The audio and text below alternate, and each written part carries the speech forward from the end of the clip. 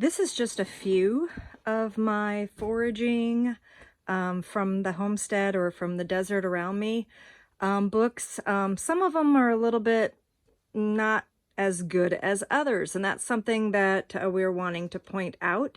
So let's see, what do I really like here? You know what? My favorite one is missing, and that's a book by John Slattery.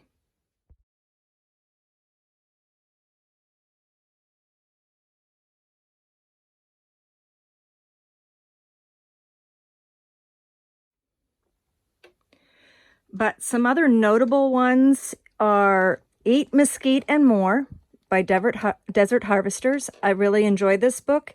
The recipes are tried and true, good recipes. And the reason why I say tried and true recipes is because from Iatoi's Garden, now this book is really expensive. It was done by the O'odham in the area, which are the native people to this area. This is a fabulous book, gorgeous photos, great information, historical information. But the problem is I've tried multiple recipes and forage from this book, and they don't turn out. I have had to alter and redo the recipes, making notes in the sidebars. So when it comes down to finally tweaking the recipes and getting it perfect, I'll probably put those on my video here pretty soon, like my mesquite flour cookies. It's kind of like a shortbread cookie.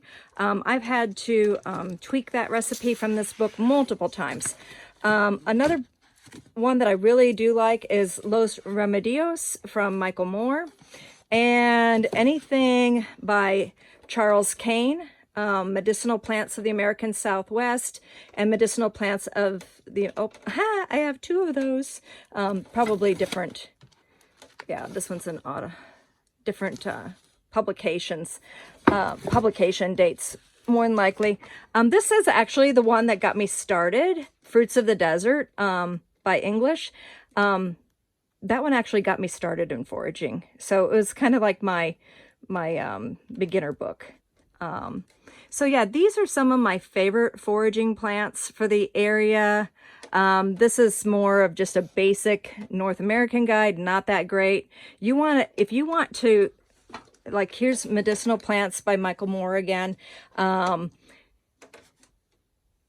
big thing I need to note. You know what? There is one exception. Oh, and that's Pascal Baudelaire. I hope I said that right.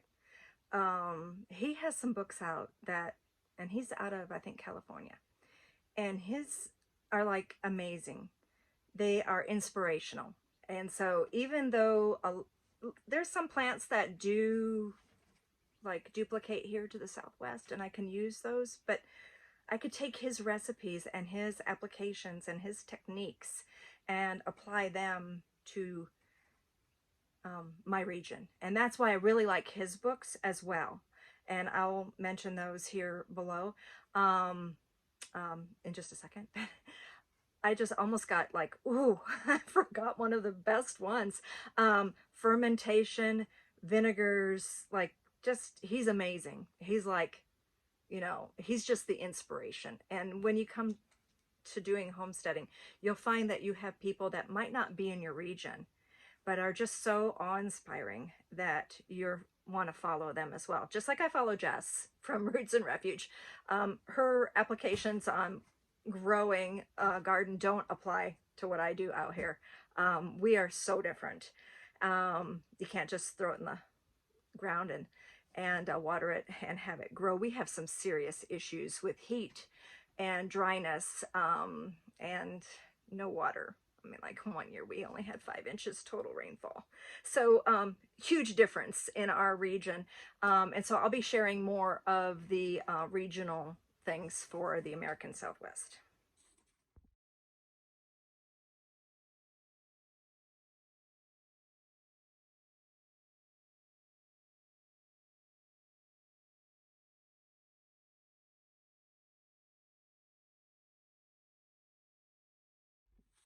So for the foraging plants, you really need to specialize in ones just from your area.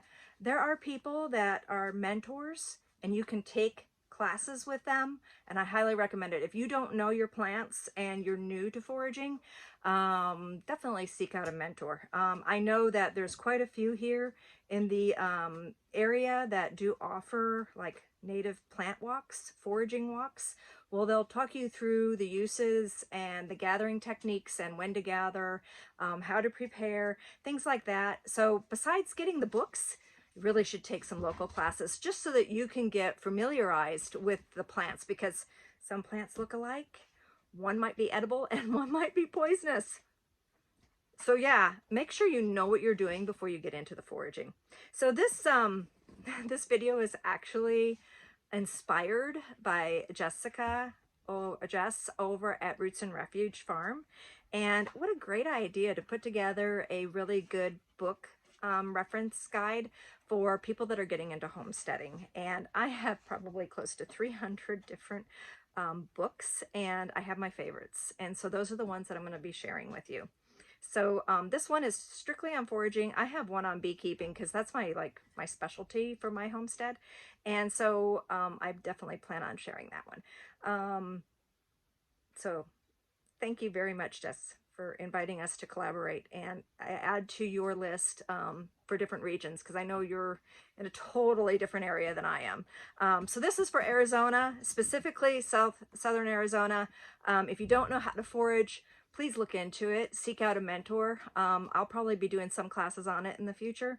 But for now, good luck and happy homesteading.